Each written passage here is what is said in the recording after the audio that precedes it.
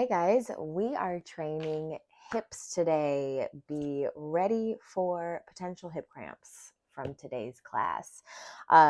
Specifically, hip flexor work today. All you will need is a few yoga blocks. They are not mandatory or necessary, but it's just nice to have them to support positions. Also, if you have a wall of some sort to kind of have your back against, that can also be helpful for class to prevent any leaning back for our hip flexor training today. But we are going to get started. We have about 4 exercises. I'm just going to do one set of the exercises, but if you want this to be more of a training circuit, you can absolutely repeat the set twice or even 3 times. But we are going to start off with some hip cars just to prepare the hips, get a little fluid moving through the hips, and then we'll get into our hip circuit for today. We'll be in a side lying position, and you need to find a tension tactic for your upper body. If you have a block, a pillow, maybe you're at a gym, you can grab like a med ball and tighten it up. You can also hold this block like this. You can press it into the ground. There's no right or wrong way, just create tension in your upper body. So we'll take this top leg, rotate the hip, squeezing that inner thigh growing, open the leg out. This is your hip abduction, so really squeeze that outer hip, rotate, internal rotation, stabilize the spine, stabilize the pelvis, pull it forward, bring it back, squeeze glute, squeeze hamstring. I'm going to try and not talk your ear off for these hip cars and not give you 80 million cues. So if you've taken many of my classes here before, or if you haven't and you're unsure of the context of this exercise, go to my tutorial videos on how to do a hip car to get just a little bit more explanation on what to feel in this exercise. We have one more, rotating, opening it up, stabilizing pelvis, spine. Ooh, my hips are sore today. Reverse.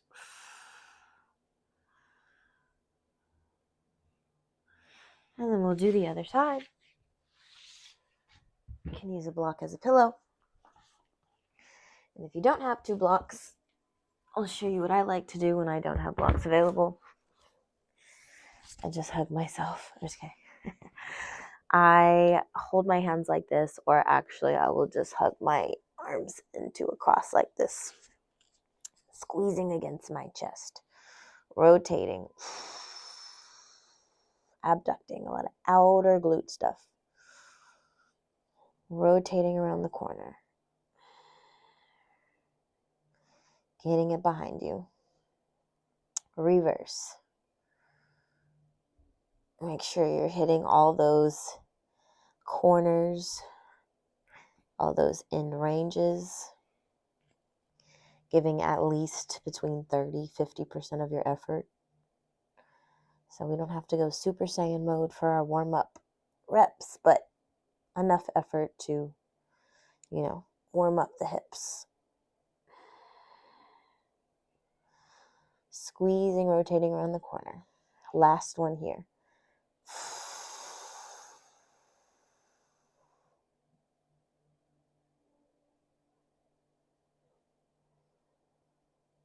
And then our reverse. Press it back.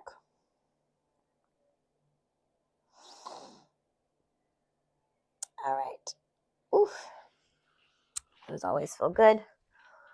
Okay, so we are going to get into our first exercise, which are hip flexor liftoffs. Now, these are all over the internet.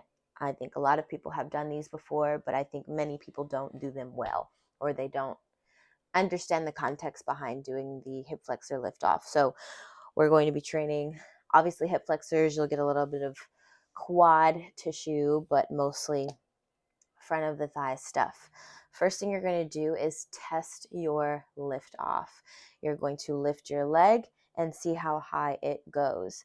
I have pretty decent amount of space between the floor and my leg. So for me, since this is end range training, I want to bring my leg more to end range of my flexibility. So a block would be great to bring you more at a end range for that lift off. And then I'll reset, try again. And then this would be perfect. Now I'm strengthening my end range of flexibility and hip flexion, which is the purpose of this mobility work. Now, if you don't have a lot of mobility and hip flexion and your heel kind of barely leaves the ground here, or let's say you're getting like pinching in the front of the hip, what you can do is kind of open up the angle, kind of take your hands back, and then do your lift off and see how it feels. But we should not have this amount of space from the ground in your leg for your lift off. I also want to invite you to explore different angles of hip flexion. Hip flexion does not always mean the leg is in front of you. Hip flexion can also mean coming out to the side. Maybe you're going to train flexion and a little bit of hip abduction. For me personally, there's a huge gap between my passive and active range of motion in this position. So if I wanted to train my weaknesses, I would choose this position. Now, maybe for recording purposes, so you don't see me struggling, I might not choose that position. But as a student taking this class, train something that is not easy for you. Train the things that you need to work on. We are going to be doing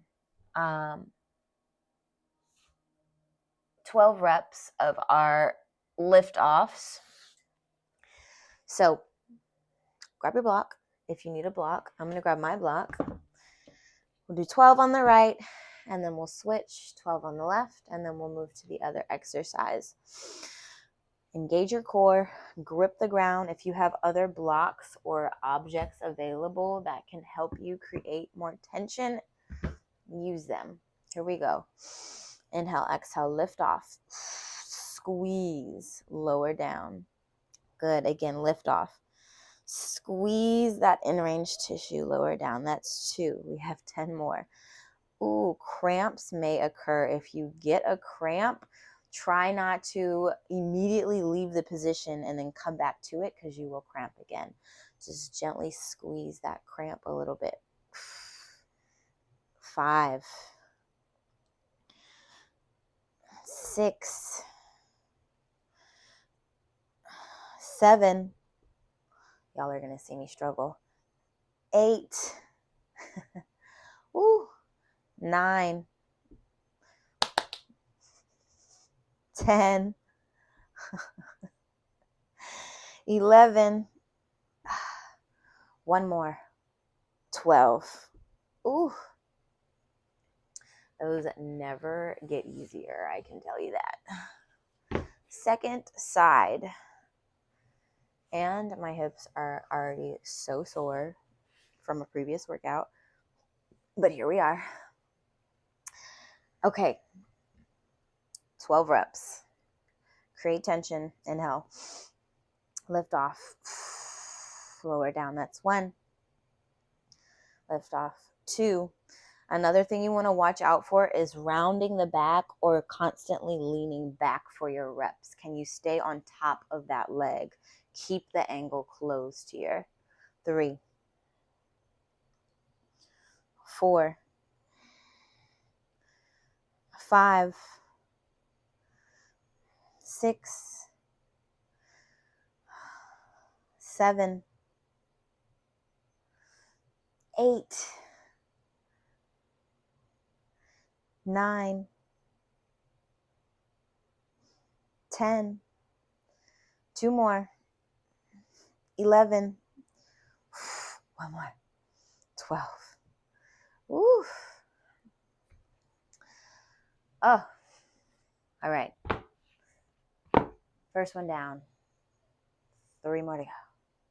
We have a hip flexion lift off with a knee hinge. So what that is going to look like is you are going to sustain flexion of the hip.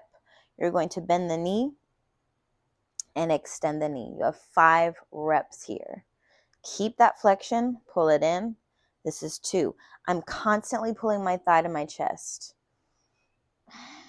3, pull that thigh to chest. Don't let the leg decrease. 4, pull that thigh to chest.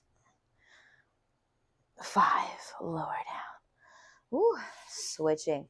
Something that's extremely rude that sometimes I'll do in class or for myself is I'll put a block here, which kind of forces you to maintain constant tension in the hip flexor as you are knee hinging in hip flexion. So you can try this, totally optional. I'll do it for this side. Find that hip flexion lift off. Ooh, bend the knee. That's 1. 2, 3, 4. Last one. 5. Ooh. Oh, hip flexor training is so hard. It's so hard. Okay. Axial rotations in hip flexion. So axial rotation means to rotate. So you're going to rotate this thigh bone out and you're going to rotate this thigh bone in. If you've taken my class before or understand biomechanics of the hip, this is external rotation and internal rotation. So the movement is happening from the thigh bone, not my pelvis. You're going to do that in hip flexion, 5 reps. Here we go. Find your lift off. Hold it. Go out and in. That's 1. Out. In. That's 2. Out. In. That's 3. That's 4. Last one. Get it up. Woo. Second side. So as you can see, I'm fighting that good fight to sustain flexion of the hip as I rotate my thigh bone in and out. It is a constant fight for life to keep this leg up. Grip the ground, grip your leg, grip your knee, your shin bone, whatever you need to grip to create tension.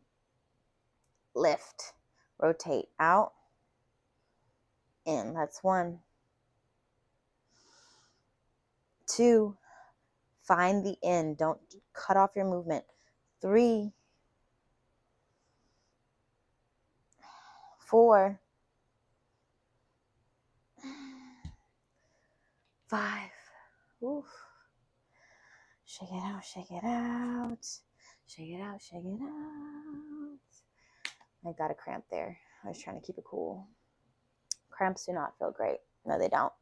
It is important to know that cramps will not harm you. It just means that the tissue is not well trained. So your body's freaking out. It's like, what are you doing, girl? We don't do this. So it's just making you stronger. Okay. Last one here is an isometric movement pathway.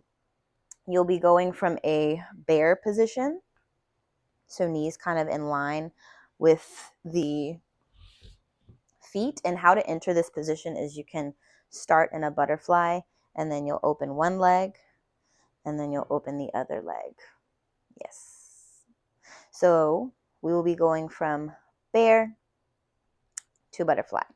You're going to lift your right leg, bring it in, close the butterfly, and again, lift, and then close the other half of the butterfly. And then we reverse that. We have 5 reps. Lift, open, find your bear. Lift, open, find your bear. Woo, that's 1. Control. This is a control class.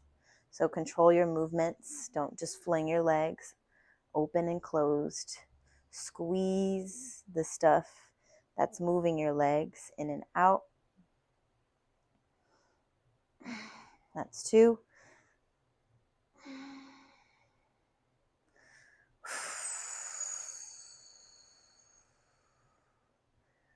Inner thigh, growing, hip flexor, all the things. Oof. 3.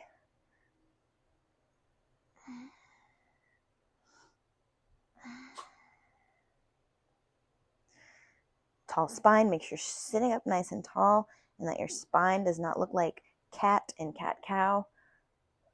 Ooh, long spine, long neck. Getting into our last rep here, you guys. Again. Open. Open. Close. Close. Oof. All right.